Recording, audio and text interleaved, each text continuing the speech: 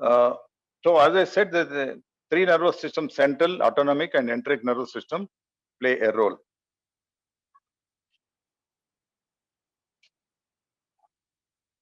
So the fluid, the water and electrolytes are absorbed from the small intestine and large intestine, and that's why when there's a gastroenteritis, when there's a food poisoning or something like that, when unwanted things are going into your system, the intestines sense the abnormal thing, with bacteria or any chemicals.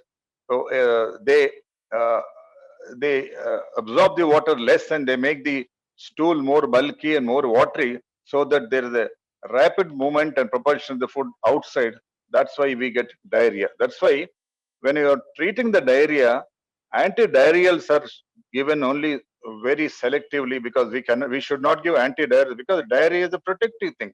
The body, the system, the GIT is trying to throw out the unwanted things, dirty or infected material.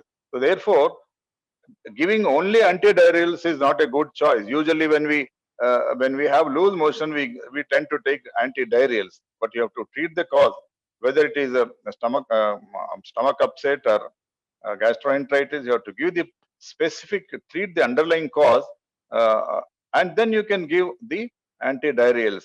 So antidiarrheals are they're antispasmodic. They reduce the movements. Therefore, if there is a bacterial colonization like staphylococcus or anything, the bacteria grow more if you give antidiarrheal. So antidiarrheal should not be taken more than necessary. And if you are taking antidiarrheals, you have to give the specific treatment like probiotics or antibiotics.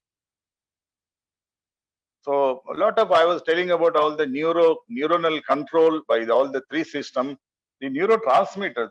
That's why this is what is called as a gut-brain axis. There are a lot of neuronal uh, cells produce the neurotransmitters like in acetylcholine, noradrenaline, 5-hydroxytryptophan, and tryptamine, and nitric oxide, P substance, and calcitonin. These are the neurotransmitters that help the motility of the gastrointestinal system via the sympathetic and parasympathetic nervous system. So these peristalsis is acts by two mechanisms. One is a reflex by the signals of the food, by the signals of the hormone that the GIT is secreting, and the gut wall tension. Whenever there is a tension in the gut wall because of the food load of the food, the signals they pass down to the distal part, and they coordinate in a peristaltic way. The peristalsis is always one way; it doesn't occur the other side. So there are two types of peristaltic movements, as I said. So this is roughly the anatomy, and I was not. This is just a superficial points I was trying to tell you. This is roughly the anatomy and physiology. Tomorrow on we'll take up the system, the diseases related to gastrointestinal system. In the meantime, Dr. Anand Kishore from US, if you want to add any couple of points that I might have missed, please, you're welcome. Before our students ask some questions. Dr. Kishore. Kishore is not here.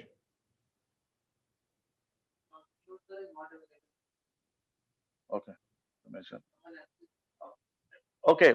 If Dr. Kishore is not available from the US, we'll request him to take a class a little later. In the meantime, any questions?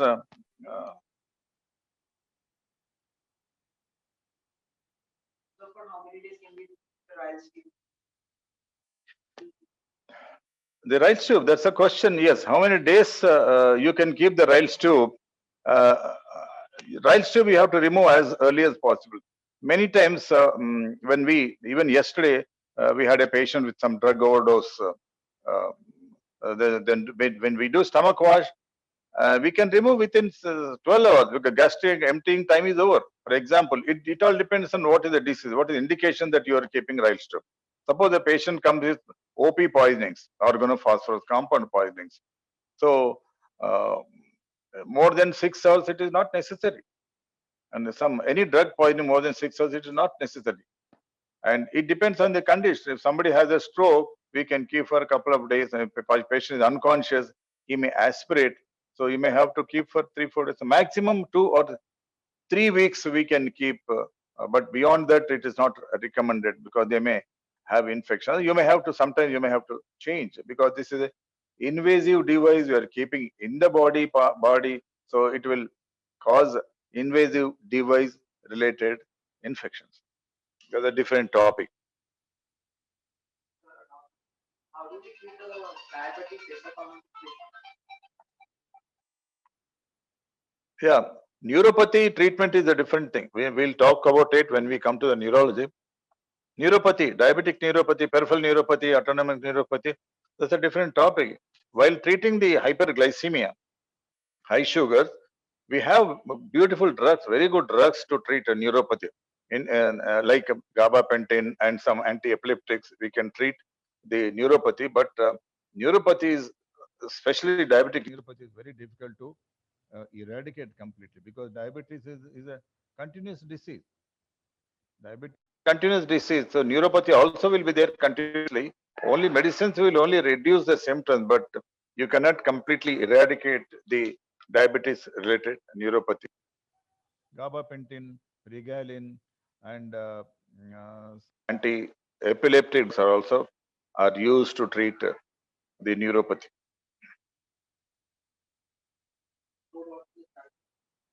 Okay, any more questions?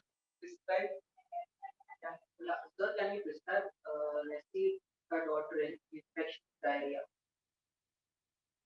Yeah, you can give it, but that reduces the mobility of the intestinal movement. So sometimes the patient may stop diarrhea, but the infection may increase inside. So as I said, you have to treat the cause first.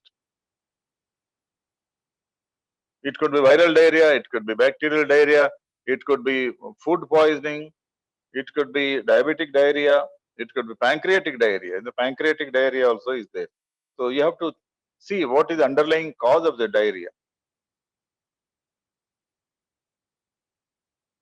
Done? I think we are closing a bit early today because it's only anatomy and physiology. Tomorrow notes will take up one by one the topics related to GIT.